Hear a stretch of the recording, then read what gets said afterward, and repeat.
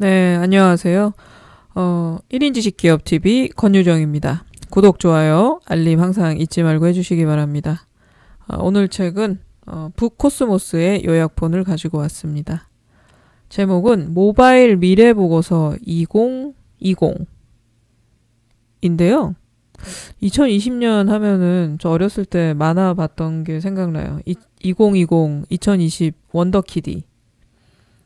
그 만화에서는 막 자동차가 날아다니고 막 그랬는데 뭐 그렇지 않네요. 네, 언제 자동차는 날아다닐까요? 네. 지금 11월 달이니까 이제 한 두 달 있으면은 2020년이 됩니다. 그리고 제가 다음 주에 이벤트를 하나 할 거예요. 이벤트 뭐 어렵지 않으니까 여러분 좀 같이 해주시면은 또 재밌는 시간이 될 수 있을 것 같습니다. 네, 그 이벤트에 대해서는 제가 차차 말씀드릴게요. 네. 모바일 미래보고서 2020 누가 5G 패권 전쟁의 승자가 될 것인가? 이 책은 모바일을 중심으로 빠르게 변화하는 다양한 분야의 트렌드를 예측한다. 저자들은 2020년을 선도할 키워드 초를 선정했는데 이는 5G로 인해 기존의 한계를 초월한 기술과 서비스들이 등장할 것이라는 의미에서다. 아울러 초감각, 초고속, 초공유, 초연결, 초지능, 초경험이라는 6가지 키워드로 2020년을 이끌어갈 핵심 산업들의 특징을 일목요연하게 정리한다. 책은 한 사람이 쓴 게 아니네요. 커네팅 랩이라는 그 연구소인가 봐요. 대한민국 혁신기술의 최전선에서 일하는 실무자들로 구성된 IT 전문 포럼이라고 하네요. 그래서 그쪽에서 2013년부터 IT 관련 트렌드 책을 좀 낸 것 같아요.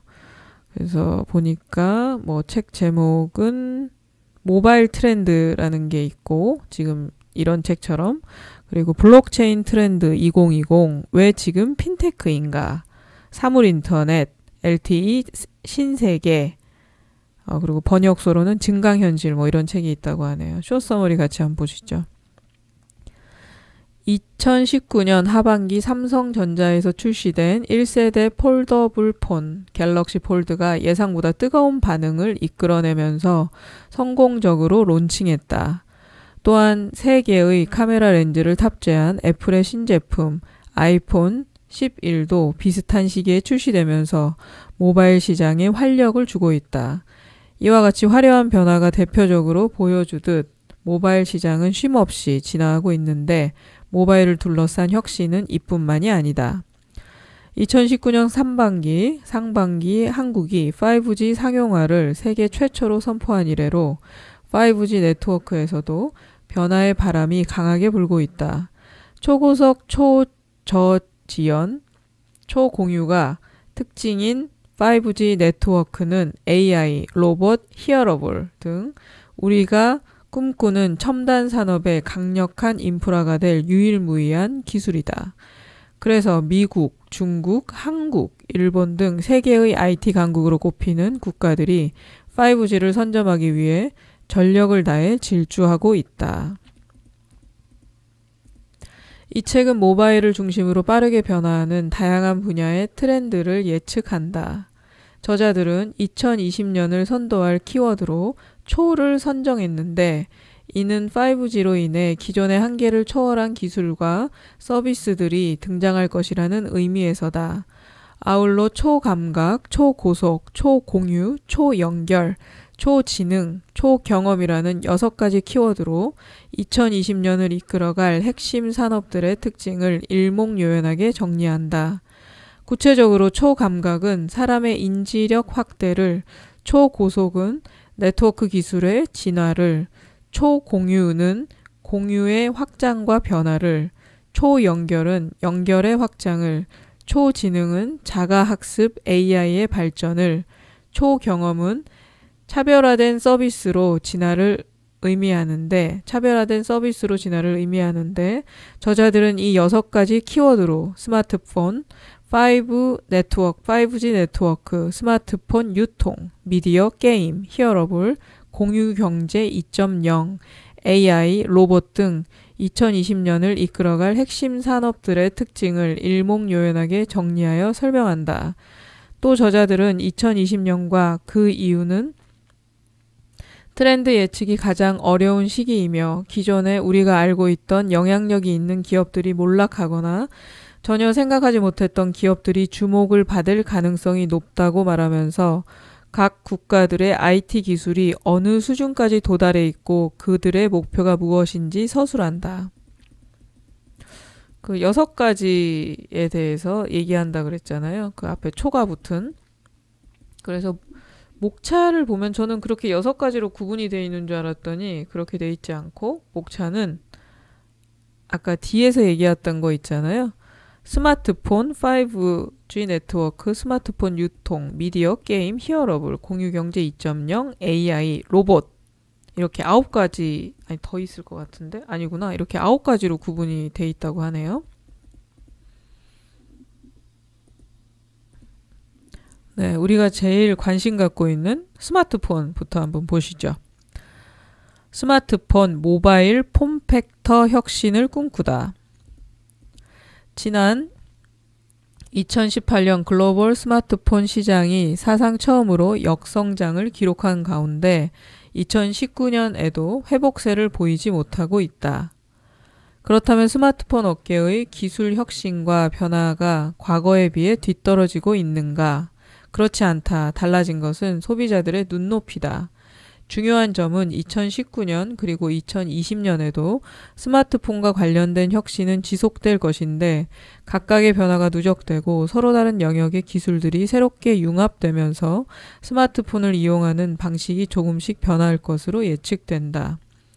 스마트폰이 2018년도에부터 이제 그 성장하지 않았다네요. 그 판매가. 근데 그건 좀 당연한 거 아닌가요? 그 소비자들의 뭐 여기서 눈높이 문제라고는 하는데 사실 굉장히 혁신적인 게 나오면은 살 수밖에 없는 그런 거죠. 처음에 스마트폰이 나와서 아이폰이 나왔을 때 사람들이 굉장히 혁신적이었다고 생각을 하잖아요. 사실 저는 뭐든지 좀 늦게 움직이는 편이라서 그 스마트폰을 산 게 좀 늦게 샀어요. 저는 스마트폰이 이렇게 상용화되리라고 생각을 못했어요. 그때 당시에. 근데 지금은 모든 사람이 스마트폰을 쓰고 폴더폰을 쓰는 사람들이 이제 거의 없죠. 지금 상황이 그렇게 변화가 됐거든요. 이미 스마트폰은 다 사람들이 쓰고 있어요. 근데 그게 폴더블 폰이 나온다 그래서 갑자기 사람들이 막 새로운 스마트폰을 사지는 않을 거 아니에요. 그렇죠. 좀 더 보기가 편할 뿐이지 지금 현재 스마트폰을 써도 아무 문제가 없으니까. 그래서 이제 5G가 완전히 상용화가 되고 또 뭐 3G, 4G 이런 것들이 또 없어지기 시작하면 사람들이 새로운 폰을 막 사면서 또 성장이 또 그러니까 판매가 막 일어나겠죠. 근데 어쨌든 사람들은 이미 스마트폰을 다 갖고 있는 지금 시기고 어느 정도의 완전히 혁신적인 기술이 나오지 않는 이상은 스마트폰을 더 이제 살 이유는 별로 없는 거죠. 스마트폰의 진화는 어디까지일까? 궁극적 지향점. 홀리스 스마트폰. 각 혁신들이 추구하는 방향은 무선, 통합, 이용, 편의성 향상이라 할 수 있다. 그리고 이 같은 방향성은 향후 기존과는 다른 형태의 새로운 스마트폰이 등장할 수 있는 가능성을 시사한다.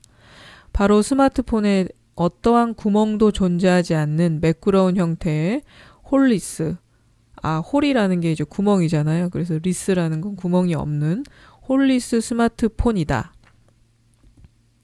2019년 초 중국의 스마트폰 제조사 메이주는 세계 최초로 어떠한 구멍도 없는 스마트폰을 출시할 것이라면서 메이주 제로라고 명명한 제품의 콘셉트 이미지를 공개했다. 메이주에 따르면 이 스마트폰은 터치 감응 패널을 부착해 물리 버튼을 없앴으며 이 패널을 세게 누르면 실제 버튼처럼 볼륨이나 전원을 조작할 수 있다. 또한 무선 충전 기능과 디스플레이 패널에서 사운드를 내는 기술을 탑재했다. eSIM을 지원해 심카드 슬롯도 없으며 지문 인식도 디스플레이 일체형이기에 별도의 센서가 존재하지 않는다. 즉 단말기 외부에 어떠한 버튼, 스피커 그릴, 포트도 존재하지 않는 것이다. 사실 충전 때문에 이 포트가 있어야 됐었잖아요. 근데 이제 무선 충전을 요즘에 거의, 저도 이제 무선 충전기가 있거든요. 그렇게 빨리 되진 않는데 좀 예전에 산 거라. 무선 충전기에 이제 그냥 올려놓고 충전도 많이 해요.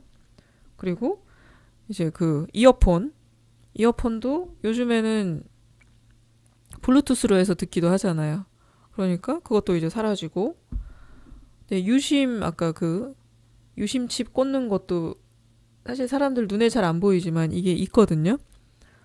그런데 eSIM으로 돼서 심카드 슬롯도 이제 없어지는 거고, 점점 이런 모든 포트가 사라지고, 스피커도 뭐 자체형으로 디스플레이 일체형으로 된다고 하네요. 그래서 이제 아무 구멍이 없다는 거는 아무래도 그 방수엔 굉장히 좋겠네요. 그러나 메이주 제로는 결국 상용화되지 못했다. 사실 개별 기술의 측면에서 본다면 제작이 완전히 불가능하지는 않다고 판단되는데, 메이주 자체가 처한 어려운 자금 상황과 제품 출시가 시기상조일 수 있다는 점 등이 복합적으로 작용한 결과로 보인다. 그럼에도 메이주 제로는 2020년 이후 등장할 스마트폰이 지향하는 디자인 및 기술 측면에서의 가능성을 보여주고 있다는 점에서 큰 의미가 있다. 메이주가 아닌 다른 메이저 업체들이 홀리스 스마트폰을 추진할 수 있으며, 이 경우 노치 트렌드가 급속히 확산된 것처럼 빠른 시일 내에 대세가 될 수도 있다. 그 처음에 그 노치라는 건 그거잖아요. 이렇게 중간 스마트폰 제일 윗부분에 이렇게 네모나게 이렇게 파여져 있잖아요. 그래서 거기서 이제 우리가 전화를 할 때 소리도 듣고, 스마트폰 카메라 렌즈도 그쪽 편에 있죠. 뭐 또 노치를 싫어하시는 분들도 있죠. 네, 기회의 땅 5G 스마트폰 시장 선점하기. 2019년 4월 한국과 미국에서 처음으로 시작된 5G 서비스는 유럽 일부 국가와 중국 등의 상용화를 거쳐 2020년부터 더 많은 국가에서 시작되면서 본격적인 확산기에 접어들 예정이다. 물론 향후에도 한동안 가입자가 가장 많은 이동통신 기술은 5G가 아닌 4G인 LTE일 것이라는 점은 당연하다. 통신 장비 업체 에릭슨은 2020년부터 LTE가 차지하는 비중이 감소세로 전환되고 5G 가입 속도는 더욱 빨라질 것으로 예측했다. 더구나 주요 이동통신사들이 5G를 도입하는 속도가 당초 예상보다 더욱 빨라지고 있는데, 국내의 경우 2019년 5G 가입자가 당초 예상의 2배에 달하는 400만 명이 될 것이라는 전망도 있다. 아직 5G 좀 불편하다고들 많이 하죠. 네, 저도 5G로 전 좀 뭐든지 늦게 한다 그랬잖아요. 천천히 넘어갈 겁니다. 5G 스마트폰 기회와 위기 요인 분석. LTE 이전까지는 국내 업체와 중국 업체 간 제품 상용화 시점에 상당한 시차가 존재했으며 국내 업체들이 그 효과를 충분히 누렸다.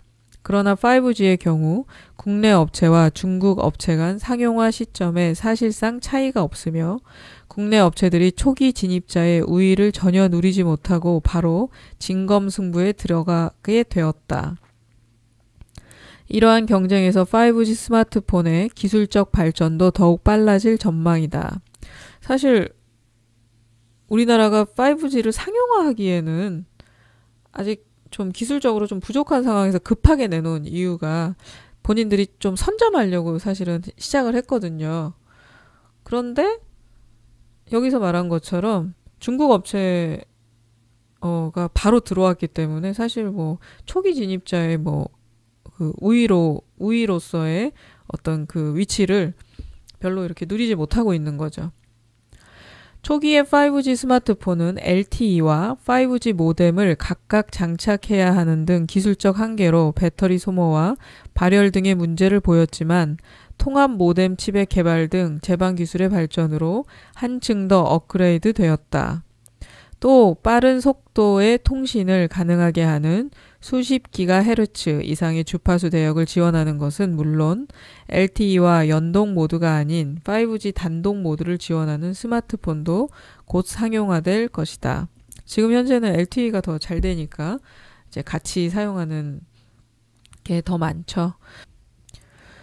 특히 가격 측면에서 2020년부터 증가 5G 스마트폰도 본격적으로 등장할 전망이었다. 삼성전자는 플래그십이 아닌 단말기에 5G를 적용하기 시작했으며 2019년 9월 갤럭시 A90의 5G 버전을 출시했다. A90 이런 게 있나요? 네, 뭐 그런가 봐요. 삼성전자 외에도 화웨이 등 이미 여러 업체들이 중가 5G 스마트폰의 출시를 예고하고 있다. 2019년에는 각 제조사들이 기존 프리미엄 스마트폰 라인업에서 5G 버전을 추가 옵션으로 제공하는 데 주력했다면 이제는 중가 영역에서도 5G 버전을 추가해 본격적인 가격 경쟁을 벌이겠다는 것이다. 이는 특히 5G 가입자를 더 빠르게 늘리려는 이동통신사와도 이해관계가 일치한다. 여기서 제가 그 중가를 그 증가라고 읽었는데 여기 보니까 중가가 맞네. 그러니까 중급 가격의 5G 스마트폰도 이제 2020년부터는 등장할 전망이다라고 하네요. 모든 기기의 연결고리가 되다. 스마트폰 시장은 지속적으로 기술 혁신의 최전선에 있었으며 여전히 역동적으로 변화하고 있다. 더구나 스마트폰의 여러 기능에 최적화된 인공지능 기술을 적용하는 등 겉으로는 눈에 잘 보이지 않는 영역에서의 기술 개발 경쟁도 더욱 가열되고 있다. 이를 통해 스마트폰은 특정 서비스가 아닌 사람이 살아가는 모든 영역에 걸쳐 새로운 삶의 방식을 창출해내고 있다. 5G 시대를 맞아 네트워크 측면에서도 한층 더 강력한 무기를 장착한 스마트폰이 2020년 이후 또다시 어떤 변화를 겪게 될지에 관심이 모아지는 이유다. 네, 아까 스마트폰에 대한 부분이 이제 끝났고 5G 네트워크, 누가 5G 패권 전쟁의 승자가 될 것인가? 이제 5G에 대한 내용입니다. 5G는 네트워크 장비와 주파수에 달렸다. 5G의 특징은 초고속과 초저지연, 초연결이다. 5G의 데이터 전달 속도는 LTE에 대비 20배 이상 빨라졌고 서비스의 반응 시간도 1000분의 1초 수준이며 반경 1km 이내의 5G 통신기기를 최대 100만 대까지 연결할 수 있다. 그런데 현재 상용화되고 있는 5G로는 당장 초고속과 초저지연, 초연결의 특징들을 체감하기 어렵다. 그 이유는 무엇일까? 가장 큰 이유는 국제이동통신 표준화 기구인 3GPP가 아직 5G 표준 기준을 정립하지 않은 상태에서 상용화가 시작되었기 때문이다. 또 현재의 5G는 28GHz 대역이 아닌 3.5GHz 대역에서만 서비스되고 있기 때문이다. 그런데 국내 통신사들은 2019년 말까지 28GHz 대역의 5G를 제공할 수 있는 네트워크 인프라 개발을 완료하고 2020년 초에 상용화를 시작할 계획이다. 따라서 국내 5G 가입자들도 2020년부터 더욱 향상된 초고속 5G 서비스를 경험할 수 있을 것으로 예상된다. 한편 5G를 완성하는 마지막 과제는 바로 5G 독립형 코어 네트워크다. 셀룰러 기반의 네트워크 인프라 구조는 크게 두 가지 망으로 구성되어 있다. 하나는 기지국, 중계기와 같이 사용자 단말과 무선 전파를 통해 직접 데이터를 주고받는 역할을 하는 액세스망이고, 다른 하나는 이러한 액세스망의 유선으로 연결되어 중앙에서 데이터 흐름을 관장하는 기관망의 역할을 하는 코어망이다. 3GPP는 5G의 액세스망과 코어망을 완벽하게 구축하기 이전에 기존 LTE 인프라를 활용해 5G를 구성할 수 있도록 표준을 승인했다. 이러한 방식을 NSA 방식이라 한다. 반면에 독자적으로 5G 액세스망과 코어망을 구성하는 방식은 SA 방식으로 불린다. 5G NSA 방식은 기존의 LTE 기지국과 코어망을 기반으로 서비스를 제공하기 때문에 초고속 데이터를 수용하는 데 한계가 있다. 이에 국내 이동통신 3사는 5G SA 방식 구축을 준비하고 있으며 빠르면 2019년 하반기부터 일부 상용화할 것으로 관측된다. 5G SA 방식이 적용되고 나면 5G NSA 방식도 방식에 비해 처리 용량이 3배가량 증가하게 된다. 이를 통해 기존 5G 가입자의 서비스 체감 품질도 향상될 것이다.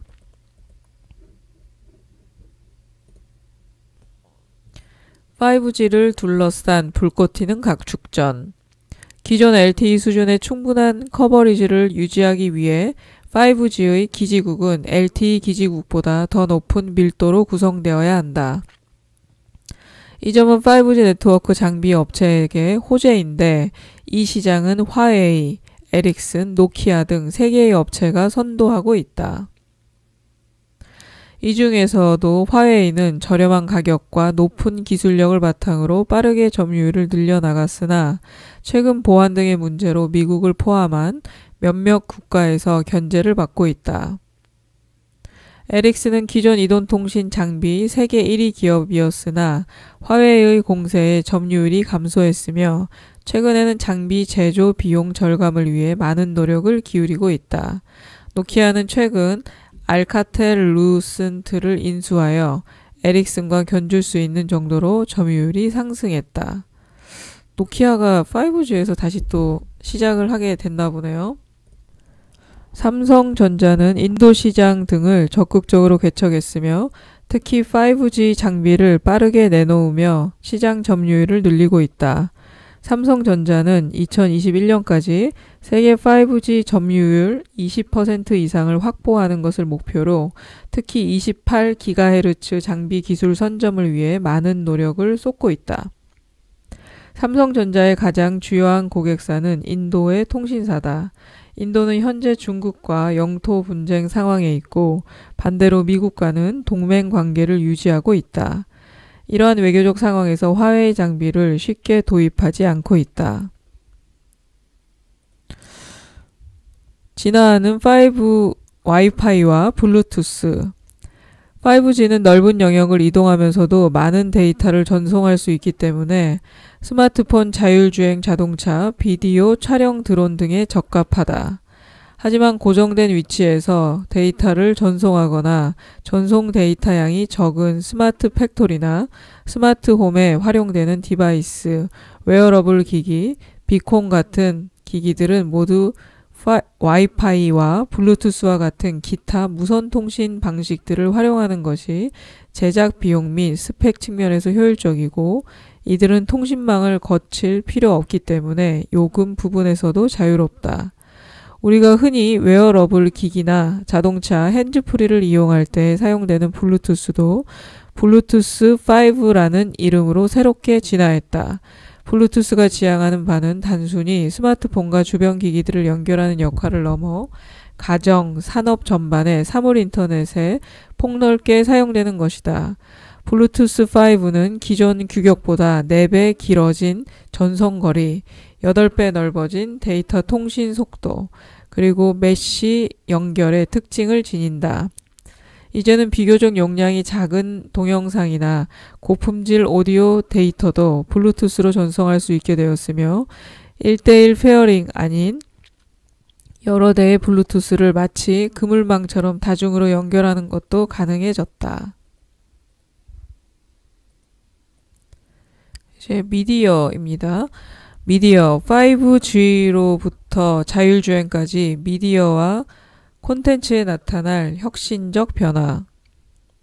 5G와 미디어 산업의 만남. 5G 상용화의 가장 큰 수혜자가 될 가능성이 높은 분야는 무엇일까?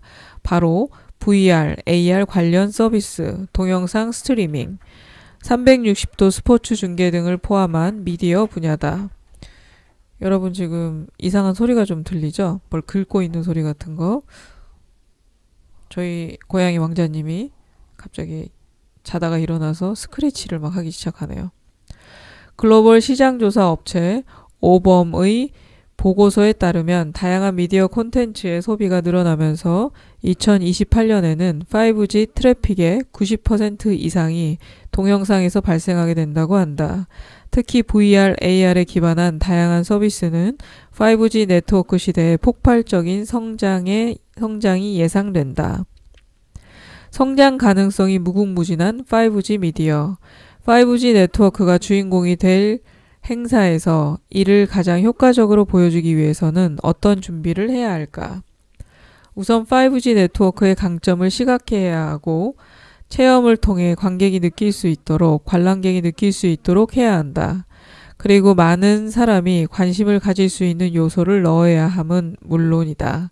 그 결과 지난 MWC 2019에 참가한 글로벌 통신사들의 주요 전시 콘텐츠는 5G 기반 미디어 서비스였다. 참고로 MWC 2019에서 NTT 도코모의 선택은 5G 홀로그램 합주였다. 무대 위에 실제로는 한 명의 기타 연주자만 있는데 잠시 후 홀로그램으로 다른 연주자가 나타나더니 합주를 시작했다. 두 연주자는 다른 공간에 있지만 완벽한 합주가 가능했다. NTT 도코모는 왜 이러한 합주를 준비한 것일까? 바로 5G의 초저지연이라는 특성을 흥미롭게 보여주기 위해서다. 다른 공간에 있는 연주자들의 합주가 가능하다는 것은 다른 장소에서 연주하는 음악이 지연 없이 전달된다는 것을 뜻한다. 여기서 아까 초저지연이라고 해서 계속 좀 어색한데 어쨌든 지연이 없다는 거죠. 우리가 막 뭐 하다 보면은 안 맞아가지고 싱크도 안 맞고 막 그렇잖아요. 이제 그런 것들이 사라진다는 거죠. 관람객들은 신기한 장면을 즐기면서 5G 네트워크의 특성을 자연스럽게 이해하게 되는 것이다. 5G 미디어 서비스의 미래 전망. VR 저널리즘과 OTT 서비스. 2017년 CNN은 VR 저널리즘을 위한 CNN VR을 출범했다. 기존에는 언론사만이 뉴스를 보도했다면 이제 인터넷 기업 등 다양한 기업들이 VR 등의 기술을 활용해 뉴스를 보도할 수 있는 시대가 됐다. 이러한 변화를 가속화하는 가장 큰 원인은 VR 콘텐츠의 제작 비용이 낮아졌다는 점이다. 기존에는 360도 영상을 찍기 위해서는 관련 업체와의 협업이 필수적이었다. 그러나 현재 스마트폰, 360도 카메라로 언제 어디서나 촬영과 전송, 라이브까지 가능하다. 특히 5G 시대 네트워크 및 관련 디바이스가 발전해 갈수록 비용은 더욱 낮아질 것이다. VR 저널리즘이 일반화되고 꽃피울 수 있는 환경이 조성되는 것이다.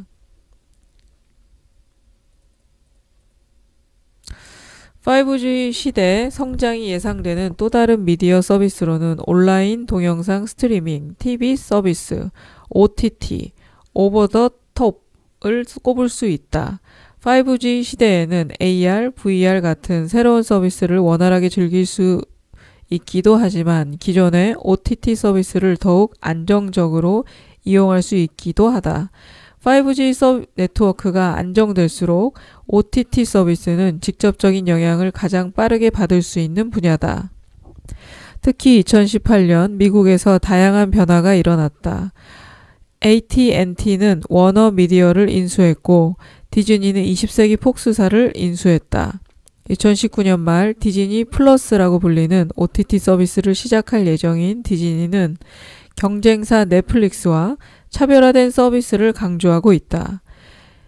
기본적으로 디즈니의 블록버스터 영화를 제공할 예정이고 MCU의 새로운 TV 시리즈, 등 약 7,000개 이상의 에피소드를 제공할 예정이라고 한다. 2019년에 본격적인 글로벌 OTT 업체들의 전쟁이 시작되고 2020년은 경쟁의 결과가 어느 정도 나타나는 한 해가 될 것이다. 위기를 맞을 수 있는 곳은 기존의 강자 넷플릭스다. 오리지널 콘텐츠를 보유한 업체들이 본격적으로 OTT 시장에 뛰어들면서 경쟁이 심화되는 동시에 본인들의 콘텐츠를 넷플릭스에서 회수해 콘텐츠 경쟁력까지 약해질 것으로 예상되기 때문이다. 수많은 도전자들 사이에서 넷플릭스가 살아남을 방법은 오리지널 콘텐츠를 강화하고 5G 기반한 새로운 콘텐츠를 제공하는 것이다. 국내 시장의 OTT 서비스들도 일대 번역을 예고하고 있다. 글로벌 OTT 서비스들이 경쟁력을 강화하고 있는 상황에서 서비스를 통합하고 오리지널 콘텐츠를 강화하는 등 노력을 기울이고 있다. 지금 5G에 관한 부분이 계속 나오면서 이제 미디어 쪽으로 넘어갔습니다. 좀 흥미로운 게 넷플릭스가 지금 이제 디즈니에서 OTT 서비스를 시작을 하면서 이제 아무래도 경쟁력이 약화될 것이라고 이제 얘기하고 있죠. 재밌네요. 네. 이제 여러분 다음에는 이제 히어러블에 대한 얘기가 시작됩니다. 귀에서 시작되는 미래, 히어러블에서 무한한 가능성을 발견하다. 이게 이제 2부에 나올 내용이고요. 여러분 이제 2부도 함께 해주시기 바랍니다. 이 책은 북코스모스의 요약본이고요. 저는 1인 지식 기업 TV 운영하고 있는 권유정입니다. 구독, 좋아요, 알림 항상 잊지 말고 해주시기 바랍니다. 감사합니다. 2부에서 뵙겠습니다.